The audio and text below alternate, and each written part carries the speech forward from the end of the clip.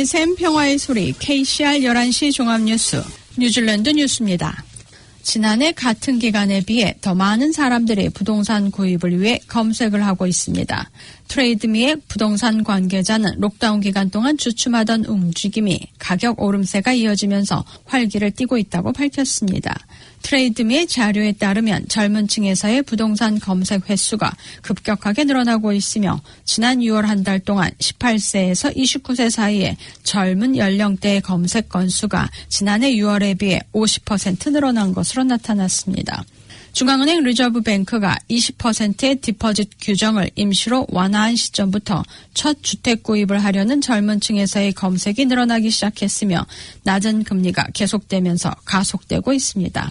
젊은 층에서의 검색이 언제 수그러들지 예측할 수 없는 가운데 전국적으로 주택 판매 희망 가격은 지난해보다 7.8% 올랐으며 왕가누이, 기스본, 넬슨, 사우슬랜드, 와이카토 등 지역은 애스킹 프라이스가 최고치를 보이고 있습니다.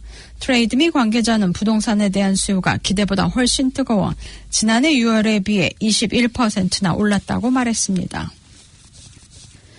영국에서 거주하고 있는 수천 명의 뉴질랜드 사람들이 비자 기간이 만료되어 뉴질랜드로 돌아올 것으로 예상됩니다.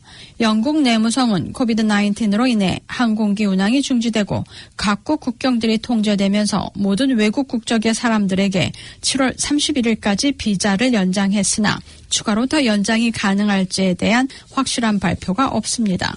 영국에서 일자리를 잃거나 높은 비용의 주택 임대료로 귀국을 원하는 퀴들은 비행기편을 잡지 못해 여전히 어려움을 겪고 있으며 에어 뉴질랜드와 에미레이트는 영국으로의 운항이 중단되어 있는 가운데 싱가포르 에어라인만이 가능하지만 편도 항공요금이 1,500파운드, 약 2,900달러입니다.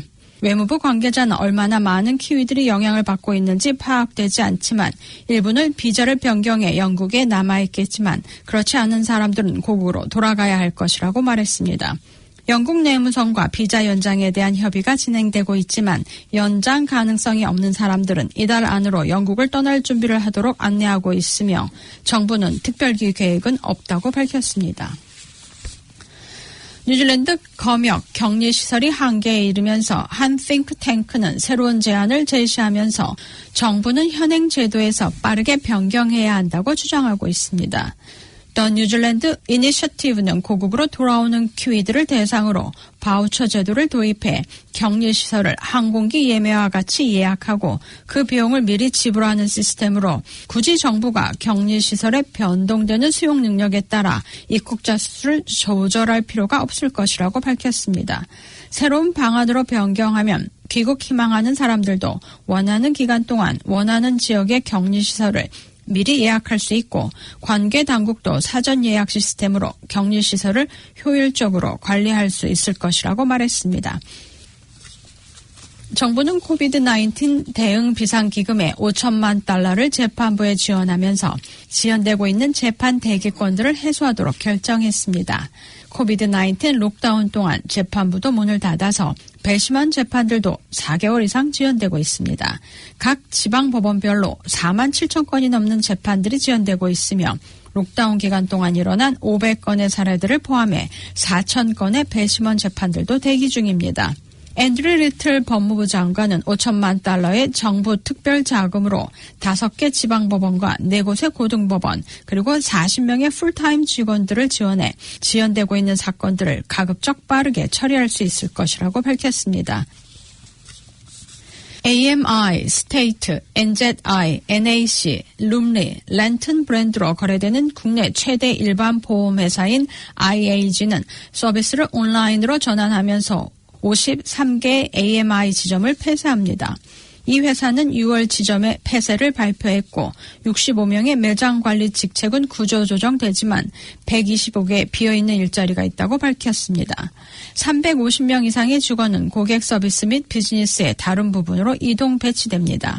전국에서 7개의 사무소가 2021년 6월까지 계속 영업하는 지점은 오클랜드 알바니와 보타니, 해밀턴의 테라파, 타우랑아의 마운트 망가누이, 웰링턴, 크라이스처치의 홈비, 더니든 등입니다. 오클랜드의 한 식품 제조업체는 잘게 썬 다진 쇠고기에 위험물질을 넣어 판매한 혐의로 $10,000의 벌금이 부과됐습니다.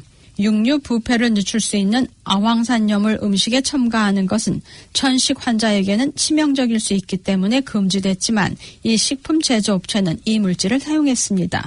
다이버시티 푸드가 운영하는 마치는 2017년 9월부터 2018년 9월까지 1년 동안 23,000kg의 오염된 쇠고기를 판매했으며 판매한 비용은 약 $163,000에 이릅니다.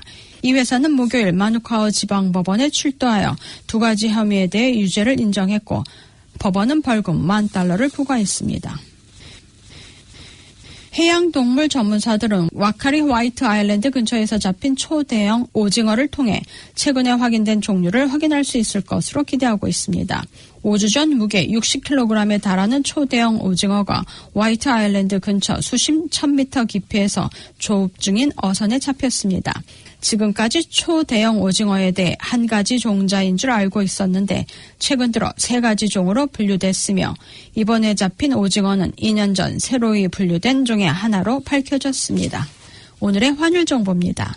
뉴질랜드 달러와 대비 원화의 기준 환율은 798원 20전, 한국에서 보낼 때 806원 18전, 한국에서 받을 때 790원 22전입니다.